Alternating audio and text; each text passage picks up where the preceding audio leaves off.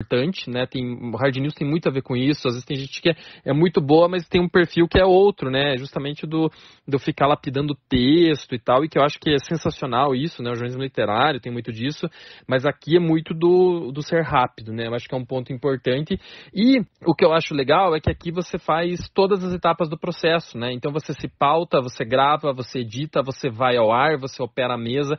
Então eu acho que compreender todas as etapas do processo é importante. Você não vai fazer só uma coisa, que eu vejo isso como algo muito positivo, você fica mais completo, né? Então, é ter conhecimento desde o que é pauta para o dia a dia, né? Então, ter repertório do que está acontecendo no dia a dia o tempo todo, né? Então, tem que consumir conteúdo jornalístico, né? E saber gravar, saber editar, saber ao ar. Parece complicado, mas não é, né? E ainda somado a isso, uma boa locução, né? Porque tem que ter uma boa entrega no ar, aparecer uma voz que seja bacana. Não aquela voz de locutor do que era dos anos 80, mas que tenha uma pegada interessante no ar, né? Então, acho que eu vejo isso cada vez mais no mercado como um todo, né? O profissional cada vez mais completo, né? Que saiba passar por todas as etapas do jornalismo. Então, Felipe, estamos aí mais quase 4 meses, né? Acho que de pandemia, coronavírus, isolamento social. A rádio, especialmente, eu vejo a Band News, a própria CBN, né, que eu acompanho mais por estar aqui em Curitiba, a gente vê que vocês estavam muito na rua, era um contato direto com o público, com a informação, e isso mudou de certa forma, especialmente no início lá, que deu uma fechada geral, assim, e com certeza os conteúdos também mudaram. Vocês também recebiam muitos entrevistados no estúdio, e isso também acabou mudou essa forma, e às vezes o olho no olho muda muita coisa. Vocês recebiam, por exemplo, candidatos, pré-candidatos, né, entre grandes entrevistas feitas em estúdio, e isso mudou completamente. Como é que tem sido esse momento da pandemia? Como é que vocês se adaptaram a esse momento?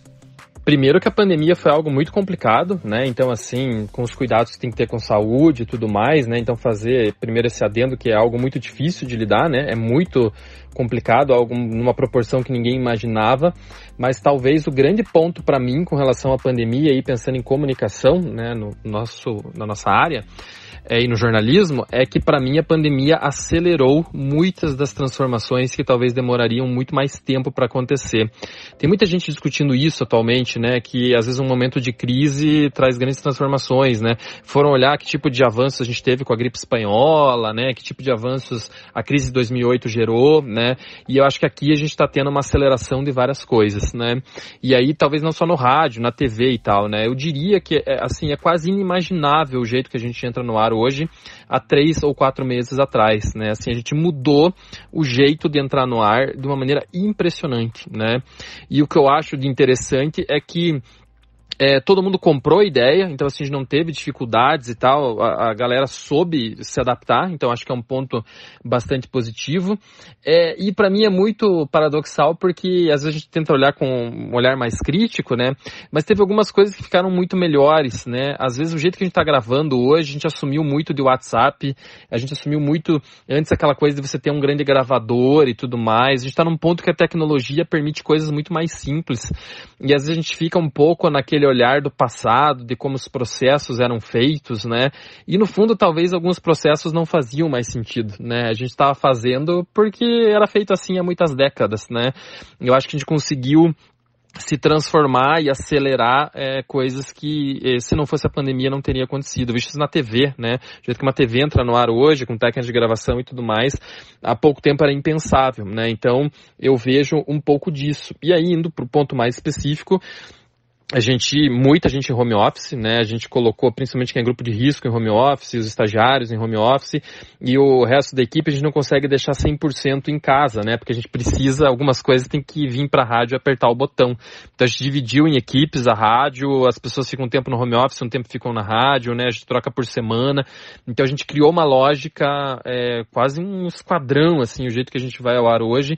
E daí indo para o lado negativo, uma das coisas que mais dá dó, talvez, é que eu não vejo tantas pessoas, né? Tem gente que trabalha aqui que eu não vejo fisicamente desde o começo da pandemia, né? Isso não quer dizer que eu não esteja falando com a pessoa, isso não quer dizer que a pessoa não esteja trabalhando bem, mas a falta que o contato pessoal faz também é grande, né? Acho que é um dos grandes pontos também. Mudando um pouquinho de assunto mais divertido aí, mais esportivo, digamos assim, Felipe, eu disputei alguns campeonatos aqui com o pessoal do Sindijor, que é o Sindicato dos Jornalistas Profissionais do Paraná, e teve um jogo lá que enfrentei seu time. Nem chegamos a conversar muito, acompanhei você já em várias pautas na vida profissional, mas eu queria te perguntar qual é o teu contato com o futebol, que eu sempre vejo que você está sempre jogando, sempre participando. Eu queria saber como é que é teu gosto pelo futebol, já que você não trabalhou tanto com o jornalismo esportivo, né? Mas eu queria que você contasse um pouco se trabalhou, né? E como é que é essa tua relação com o futebol. Pô, excelente pergunta, adorei a pergunta, né? Eu tenho uma relação com o futebol que é mais ou menos assim, né? Quando eu era criança, eu gostava muito de futebol, né? Da geração ali de jogar bola na rua, jogar bola todos os dias, né? Muito dos amigos, o futebol, uma marca que vai aparecendo, foi algo muito forte na minha infância, na minha adolescência, né? Depois ali, na época de universidade, eu fui para outras coisas e tal, confesso que não tinha mais a mesma relação com o futebol. E aí depois que eu comecei a dar aula, eu vi novas gerações chegando também com encantamento com o futebol, e aí eu me aproximei de volta, principalmente com alunos, assim, de a gente jogar bola com aluno depois da aula, assim, já várias gerações de alunos, assim, de a gente se enturmar e jogar futebol depois da aula. Então eu acho muito legal como um espaço de socialização, né, de trocar uma ideia com o pessoal, de brincar. Eu gosto desse futebol mais da brincadeira do que qualquer outra coisa, né? A participação no sindicato acho que tem a ver com isso também, né, do campeonato do sindicato. Para mim é muito mais uma brincadeira que qualquer outra coisa. Eu vou lá para dar risada e para ver as outras pessoas. Eu acho que isso é legal. Quando vira muita competição lá o sindicato, que eu acho que até tá assim nos últimos 2-3 anos, já não acho tão engraçado. Eu acho que o legal é justamente essa troca. E ainda como consumidor, quando eu era criança, eu era de ver mesmo o jogo todo momento, assim, né? Eu sou flamenguista, né? Cresci nos anos 90 ali, não passava tantos jogos dos times daqui, né? Então você me sacaneia, como que você é flamenguista e é de Curitiba, né? Porque eu via na TV jogos do Flamengo, né? Sofri muito com o Flamengo, agora o Flamengo tá numa boa fase de volta, né? E aí depois me desencantei tanto por ver jogo, então hoje eu não vejo tanto jogo, eu vejo mais quando é final, quando é jogo marcante e tal, não sou aquele de consumir tanto, mas uma coisa que eu tenho gostado é de ir no jogo quando eu consigo, né? E aí ir em jogos legais, assim, eu acho que eu tenho alguns jogos que me marcaram muito. Eu fui na Copa do Mundo, eu cobri a Copa do Mundo aqui em Curitiba e foi legal, eu cobri como jornalista, mas eu assisti um jogo aqui na Arena da Baixada, mas eu assisti 2 jogos do Brasil dentro do estádio, né? Então eu tava em Belo Horizonte nas oitavas de final, quando o Brasil ganhou nos pênaltis do Chile. Aquilo acho que foi o jogo mais louco que eu vi dentro de um estádio, porque era Copa do Mundo, era oitava de final, era pênalti, assim, aquele grito da torcida quando o Brasil passou para as quartas de final foi uma coisa assim que me marcou muito.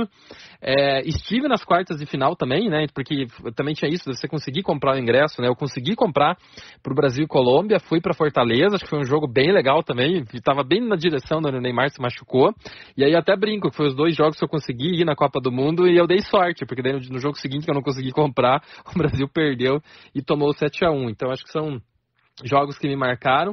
E depois eu fiz algo parecido nas Olimpíadas, né? Eu gostei, eu acho que até que cobri como jornalista me interessou muito pelo lado humano, pelo lado social, pela troca, né? De você ver a Copa do Mundo, e daí eu quis ter essa experiência nas Olimpíadas. Então eu fui em 2 fins de semana das Olimpíadas, vi vários esportes, né? Vôlei e tudo mais. E eu comprei e consegui, né, porque também é a sorte, a final olímpica no masculino no futebol. E eu não sabia nem quem ia ser, né, eu esperava que fosse o Brasil. E foi o Brasil e a Alemanha, né, então eu também estava no Maracanã, de novo, pênaltis, né, o Brasil ganhou lá. Então eu acho que tem um pouco disso hoje, da relação mais do futebol como uma experiência, sabe? Seja da experiência de jogar com os amigos, na brincadeira, no sindicato, ou ir a um jogo como experiência, né? Então é um pouco da minha relação hoje, que foi mudando aí ao longo do tempo, mas é uma boa pergunta, e tem boas histórias no futebol também. Futebol realmente é um esporte fantástico, todo mundo tem uma história legal, uma memória afetiva muito interessante. Eu tenho uma teoria assim que até ouvi o PVC, né, que é o Paulo Vinícius Coelho, que é uma enciclopédia, né, do futebol. Ele fala que a gente na infância tem uma memória de criança, assim, né, e ela às vezes assim, a gente aumenta a situação, aumenta os fatos, assim. Isso é muito bacana, que é a questão do sonho, da criatividade. E uma coisa que o PVC fala que me chama muita atenção e que eu tento manter é essa curiosidade de criança com o futebol. Porque é assim que ele consegue guardar os dados e as informações. Ele conta que ele consegue guardar as informações, por quê? Porque ele pensa com aquele menino, né, o PVC criança que está lá assistindo com aquele olhar de criança e a memória consegue ficar ativa. Quando você vai ficando adulto, você já não lembra tanto dos fatos como uma criança lembra em detalhes. A tal jogo, eu fui lá, joguei de tal jeito, né? Ou então eu me lembro quando eu fui com meu pai ver Atlético Paranaense, Atlético Mineiro 2-2 no finado Estádio Pinheirão, né? Você lembra cada gol, cada lance, os flashes estão na tua cabeça. Agora, se perguntar pra mim, jogo da Copa aí de 2018, eu não vou lembrar dos gols do Brasil, por exemplo. Então o PVC fala isso, por isso que o futebol é fantástico, ele mexe com a gente, mesmo para quem joga de forma amadora como nós, assim. Mas muito obrigado, viu, Felipe, pelo papo, foi muito bacana, foi muito inspirador, inclusive, e estamos com o canal à disposição para você sempre que você quiser. Eu que agradeço, Ângelo. Fico muito feliz pelo convite. Acho que foi um bate-papo bem legal. Sou consumidor de podcast, estou ouvindo as outras edições.